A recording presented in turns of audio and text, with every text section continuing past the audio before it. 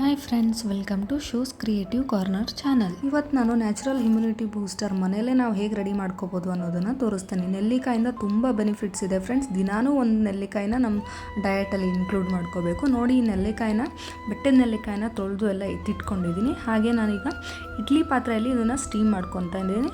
10 ನಿಮಿಷ ಸ್ಟೀಮ್ ಮಾಡ್ಕೊಂಡ್ರೆ ಸಾಕು ಫ್ರೆಂಡ್ಸ್. ನೋಡಿ, ನಾನು ಇಡ್ಲಿ ಪಾತ್ರೆಯಲ್ಲಿ ಸ್ಟೀಮ್ ಮಾಡ್ಕೊತಾ ಇದ್ದೀನಿ. ನೋಡಿ, ನೀವು ಒಂದ್ಸತಿ ಟ್ರೈ ಮಾಡಿ ಫ್ರೆಂಡ್ಸ್. ನಿಮಗೂ ಈ ರೆಸಿಪಿ ಇಷ್ಟ ಆಗ್ಬೋದು, ಮಕ್ಳಿಗೂ ಚೆನ್ನಾಗಿರುತ್ತೆ. ಇದಕ್ಕೆ ನಾವು ಗುಳಂಬ ಅಂತ ಕರಿತೀವಿ. ನೀವೇನು ಕರಿತೀರಾ ಕಮೆಂಟ್ ಮಾಡಿ ಫ್ರೆಂಡ್ಸ್. ನೋಡಿ, ಈಗ ಇದು ಎಲ್ಲ ರೆಡಿ ಆಗಿದೆ.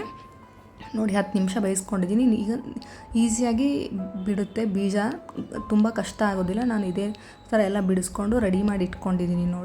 ನೋಡಿ ಸಿಪ್ಪೆ ಎಲ್ಲ ತಕ್ಕೊಂಡಿದ್ದೀನಿ. ಹಾಗೆ ಬೀಜ ಕೂಡ ಸಪ್ರೇಟಾಗಿ ಮಾಡ್ಕೊಂಡು ಇಟ್ಕೊಂಡಿದ್ದೀನಿ. ಇದು 1 ಕಪ್ಪಷ್ಟು ಆಗಿದೆ ನೆಲ್ಲಿಕಾಯಿ ಬೆನೆಸಿದ್ದು.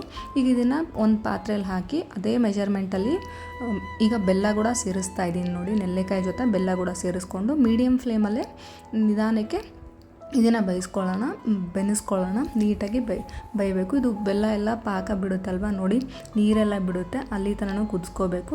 ಇದನ್ನು 1 ವರ್ಷ ತನಕ ಇಟ್ಕೋಬೋದು ಫ್ರೆಂಡ್ಸ್. ಇದೇನು ಹಾಳಾಗೋದಿಲ್ಲ. ಒಂದು ಗ್ಲಾಸ್ ಏರ್ ಟೈಟ್ ಕಂಟೈನರಲ್ಲಿ ಹಾಕಿಡ್ಬೋದು. ಹಾಗೆ ಚಪಾತಿ ಜೊತೆನೂ ಇದು ತಿನ್ನೋಕ್ಕೆ ಚೆನ್ನಾಗಿರುತ್ತೆ. ಹಾಗೆ ಕೂಡ ತಿನ್ಬೋದು. ದಿನ 1 ಸ್ಪೂನಷ್ಟು ತಿಂದರೆ ಚೆನ್ನಾಗಿರುತ್ತೆ ಫ್ರೆಂಡ್ಸ್. ಇದು ಸ್ಕಿನ್ಗೆ, ಹೇರ್ಗೆ ಎಲ್ಲದಕ್ಕೂ ಒಳ್ಳೆಯದು.